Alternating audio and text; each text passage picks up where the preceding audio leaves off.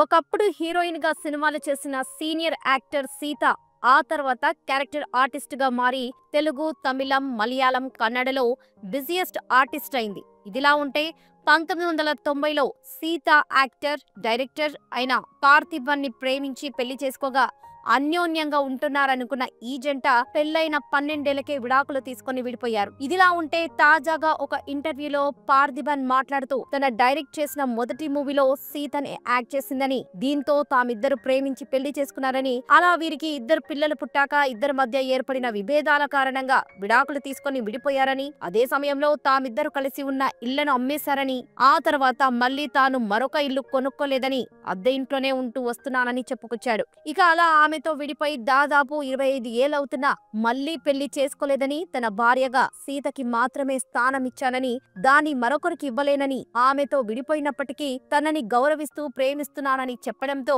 పార్థిబన్ వ్యాఖ్యలు ఇప్పుడు అన్ని చోట్ల హల్చల్ అవుతున్నాయి. అసలు సీత పార్థిబన్ ను హడావిడిగా పెళ్లి చేసుకోవడానికి గల కారణాలేంటి? సీత ఇద్దరు భర్తల నుండి ఎందుకు విడిపోయింది? సీతని అందరి ముందు కొట్టి అవమానించిన ఆ డైరెక్టర్ ఎవరు? పీకల్లోతు ప్రేమించుకున్న సీత పార్థిబన్ ఎందుకు విడిపోయారు అని నమ్మలేని నిజాలను ఈ వీడియోలో తెలుసుకుందాం. సో వీడియోని స్కిప్ చేయకుండా చూడండి. సీత ఈమె 1964 జూలై 13న తమిళనాడులోని చెన్నైలో ఒక మధ్యతరగతి కుటుంబంలో జన్మించింది. తండ్రి మోహన్ బాబు, తల్లి చంద్రావతి. ఈమెకి దుష్యాంత్ పాండు అనే ఇద్దరు తమ్ముళ్ళు కూడా ఉన్నారు. ఇక సీత పూర్వీకులు ఆంధ్రప్రదేశ్లోని విజయనగరంకి చెందిన వారై ఉండి, తన తండ్రి ఒకవైపు మెడికల్ రిప్రజెంటేటివ్ గా పనిచేస్తూ మరోవైపు ఊర్లో వేసే నాటకాల్లో నటిస్తూ మంచి గుర్తింపు పొందడంతో చెన్నైకి వెళ్లి సినిమాలో నటించి తన టాలెంట్ ఏంటో ప్రూవ్ చేసుకోవాలనుకున్నాడు. అలా ఒకవైపు జాబ్ చేస్తూ మరోవైపు సినిమాలో చిన్న చిన్న పాత్రలు చేస్తున్నప్పుడే తనతో మెడికల్ రిప్రజెంటేటివ్ గా పనిచేస్తున్న చంద్రావతి అనే ఆమెతో మంచి పరిచయం పెరిగి, ఆ పరిచయం కాస్త నిదానంగా సన్నిహితంగా మారి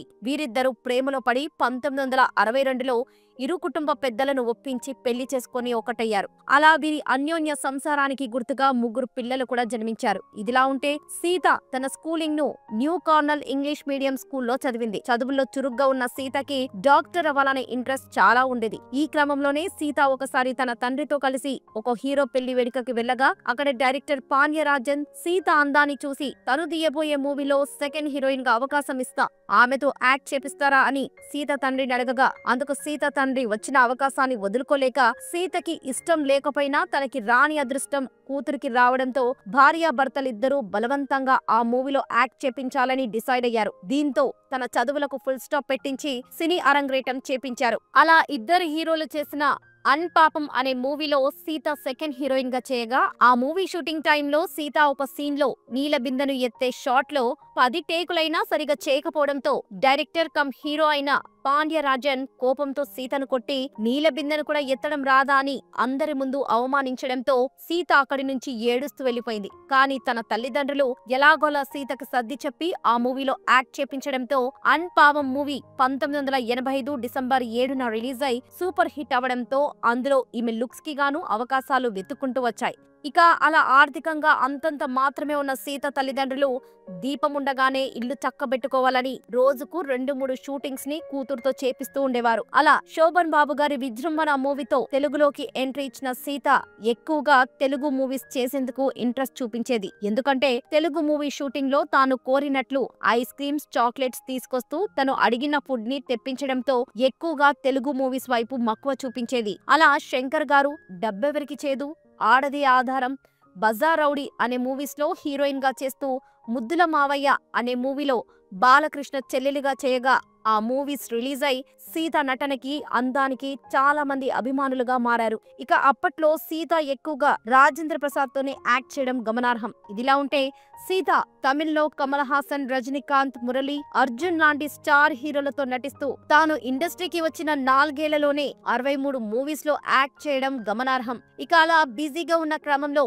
డైరెక్టర్ పార్థిబన్ తన మొదటిగా చేయబోయే మూవీలో హీరోయిన్ కోసం సీతని అడగగా అందుకు ఆమె పార్థిబన్ లుక్స్ ను చూసి రిజెక్ట్ చేసింది. కానీ పార్థిబన్ సీత తండ్రికి ఆ మూవీ స్టోరీ చెప్పగా అతనికి ఆ స్టోరీ బాగా నచ్చడం, రెమ్యూనరేషన్ కూడా వారు అడిగినంత ఇస్తుండడంతో సీత తండ్రి తనతో బలవంతంగా బలవంతంగా ఆ మూవీలో యాక్ట్ చేపించడానికి ఒప్పించారు. ఇక అలా ఈ మూవీ షూటింగ్ జరిగేటప్పుడు పార్థిబన్ యాక్టింగ్, డైరెక్షన్ చూసి ఇంప్రెస్ అయిన సీత అతనితో ప్రేమలో పడింది. ఇక పార్థిబన్ గురించి చెప్పాలంటే పార్థిబన్ 1957 నవంబర్ 15న తమిళనాడులోని చెన్నైలో ఒక నిరుపేద కుటుంబంలో జన్మించాడు. తండ్రి రాధాకృష్ణ, తల్లి పద్మావతి. ఇతని పూర్వీకులు కూడా ఆంధ్రకి చెందిన వారై ఉండి పని నిమిత్తం చెన్నైకి వెళ్లి సెటిల్ అయ్యారు. అలా ఇతని తండ్రి పోస్ట్ మ్యాన్ గా పనిచేస్తున్నప్పుడు తన ఇంటి పక్కనే ఉండే మలయాళ అమ్మాయి అయిన పద్మావతితో ప్రేమలో పడి ఆమెను పెళ్లి చేసుకున్నాడు. అలా వీరి అన్యోన్య సంసారానికి గుర్తుగా 3 పిల్లలు కూడా జన్మించారు. ఇక అలా పార్థిబన్ బాబాయ్ అయిన బాలాజీ ఒక ఫిలిం డైరెక్టర్ దగ్గర డ్రైవర్ గా పనిచేస్తుండడంతో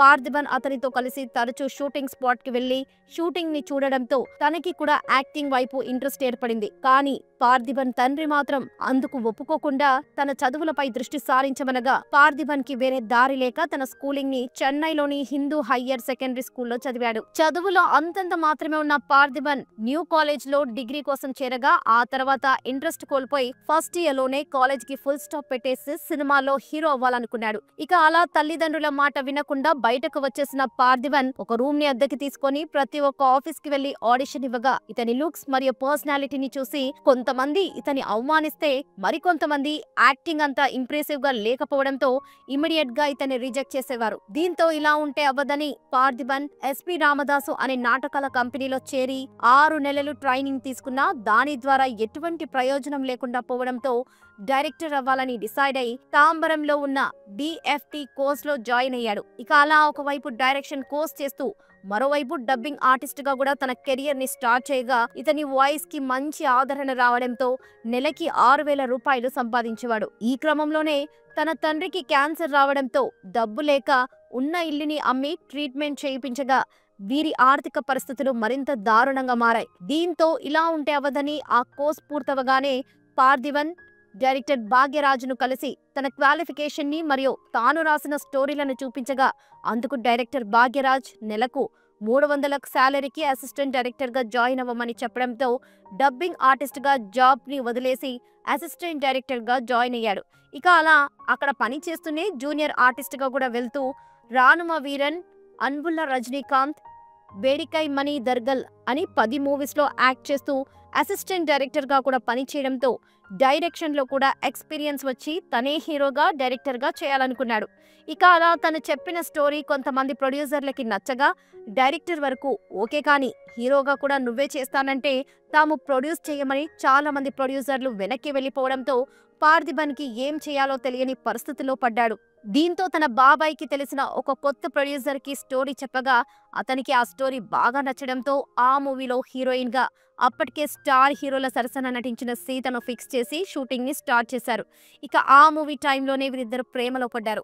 అలా పుదియ పాదం మూవీ 1989లో రిలీజ్ అయి సూపర్ డూపర్ హిట్ అవడంతో పాటు బెస్ట్ ఫిల్మ్ గా నేషనల్ అవార్డు రావడం మరియు బెస్ట్ స్టోరీ రైటర్ గా పార్థిబన్ తమిళనాడు స్టేట్ అవార్డు ని కూడా అందుకున్నాడు. ఈ క్రమంలోనే వీరి ప్రేమ వ్యవహారం సీత ఇంట్లో తెలిసి తన తల్లిదండ్రులు అప్పటి నుండి తన చుట్టూ కొంతమందిని 24 గంటలు కాపలాగా నియమించారు.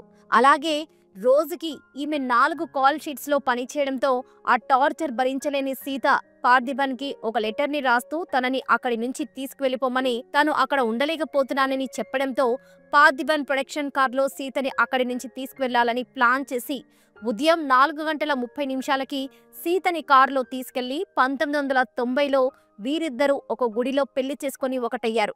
అలా పెళ్లి తర్వాత సీత నేరుగా ఒక ప్రెస్ మీట్ పెట్టి తన తల్లిదండ్రుల ముందు తనతో ప్రేమగా ఉండేవారని, కానీ ఆ తర్వాత డబ్బు కోసం ఎంతటికైనా తెగిస్తూ 4-5 కాల్ షీట్స్ లో పని చేపిస్తున్నారని, ఆ టార్చర్ను భరించలేకే పార్థిబన్ ని హడావిడిగా పెళ్లి చేసుకున్నానని చెప్పడంతో అప్పట్లో ఈ న్యూస్ హల్చలైంది. ఇక ఆ పెళ్లి తర్వాత పార్థిబన్ సీతతో సినిమాలో నటించకూడదని షరతు పెట్టడంతో తన సినిమాలకు ఫుల్ స్టాప్ పెట్టేసి ఫ్యామిలీ వైపే తన దృష్టిని మళ్లించింది. అలా వీరి అన్యోన్య సంసారానికి గుర్తుగా కీర్తన, అభినయ అనే 2 అమ్మాయిలు జన్మించగా తమకు తెలిసిన ఒక అబ్బాయిని అడాప్ట్ చేసుకుని అతనికి రాఖీ అని నామకరణం చేశారు.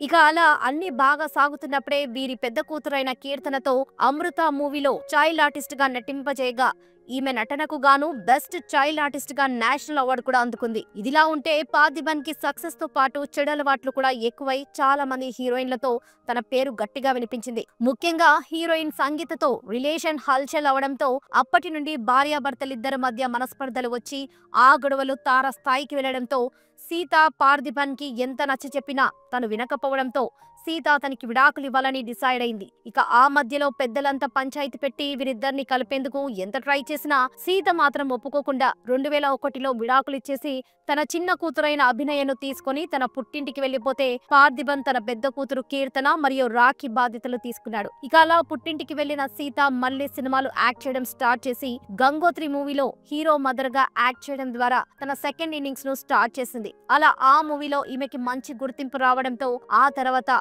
ప్రాణం, సింహాద్రి, సంబరం, బన్నీ, మహానంది, వానం అని back to back Kannada, Telugu, Tamil movies లో చేస్తూ వెలన్ అనే సీరియల్లో హీరోయిన్ గా చేయడం మొదలుపెట్టింది. అలా ఆ సీరియల్లో సతీష్ అనే ఆర్టిస్ట్ హీరోగా చేయడం జరిగింది. ఇక ఈ సతీష్ కూడా ఆంధ్రాకి చెందిన వారై ఉండి అప్పటికే అతనికి పెళ్ళై 2 పిల్లలుండగా కొన్ని విభేదాల కారణంగా భార్య నుండి విడాకులు తీసుకుని చెన్నైలో ఒంటరిగా ఉండేవాడు. ఇక అలా ఈ సీరియల్ షూటింగ్ జరిగేటప్పుడు సతీష్ కి సీతకి మధ్య మంచి పరిచయం ఏర్పడి ఆ పరిచయం కాస్త నిదానంగా సన్నిహితంగా మారి వీరిద్దరు ప్రేమలో పడ్డారు. అలా వీరిద్దరు ఒకే ఇంట్లో 8 సంవత్సరాలు సహజీవనం చేయగా ఇద్దరి మధ్య మంచి అండర్స్టాండింగ్ వచ్చి 2010లో సింపుల్ గా పెళ్లి చేసుకుని సెటిల్ అయ్యారు. ఇక పెళ్లయ్యాక సీత బిజియెస్ట్ ఆర్టిస్ట్ గా మారితే సతీష్ కు ఛాన్సులు లేక ఇంట్లో ఉండే పరిస్థితి వచ్చింది. అలా ఆ తర్వాత అన్ని విధాలుగా సీత పైనే డిపెండ్ అవడంతో వీరిద్దరికి ఫైనాన్షియల్ లో మనస్పర్ధలు వచ్చి ఆ గొడవలు తారా స్థాయికి వెళ్లి 2016లో విడాకులు తీసుకుని విడిపోయారు. ఇక అలా రెండోసారి విడాకుల తర్వాత సీతకి కూడా ఛాన్సులు తగ్గడంతో ఇంట్లోనే ఉండే పరిస్థితి వచ్చింది. ఇదిలా ఉంటే పార్థిబన్ తన 2 కూతుళ్లను సినిమాలోకి తీసుకురాకుండా వారు ప్రేమించిన వ్యక్తులతో పెళ్లి చేసి లైఫ్ లో సెటిల్ చేశాడు. ఇక ఇప్పుడు సీతకి 57 ఏళ్లు కాగా అటు పార్థిబన్ కి 68 ఏళ్లైనా ఇప్పటికీ వీరిద్దరూ సింగిల్ గానే ఉండటంతో పెద్దలంతా పంచాయతీ పెట్టి వీరిని కలిపేందుకు ఎంత ట్రై చేసినా సీత అందుకు నిరాకరిస్తుండటంతో పార్థిబన్ చాలా ఇంటర్వ్యూలో తన భార్య ప్లేస్ ని ఎవరు కూడా రీప్లేస్ చేయలేరని పదే పదే చెప్పుకొస్తూ సీతని ఇంప్రెస్ చేసే ప్రయత్నం చేస్తున్నాడు. మీరు ఈ ఇష్యూపై ఏమనుకుంటున్నారో మీ అభిప్రాయాన్ని కామెంట్ సెక్షన్ లో తప్పకుండా తెలియజేయండి. ఇది ఫ్రెండ్స్, సీత పార్థిబన్ విషయంలో కొన్ని నమ్మలేని నిజాలు.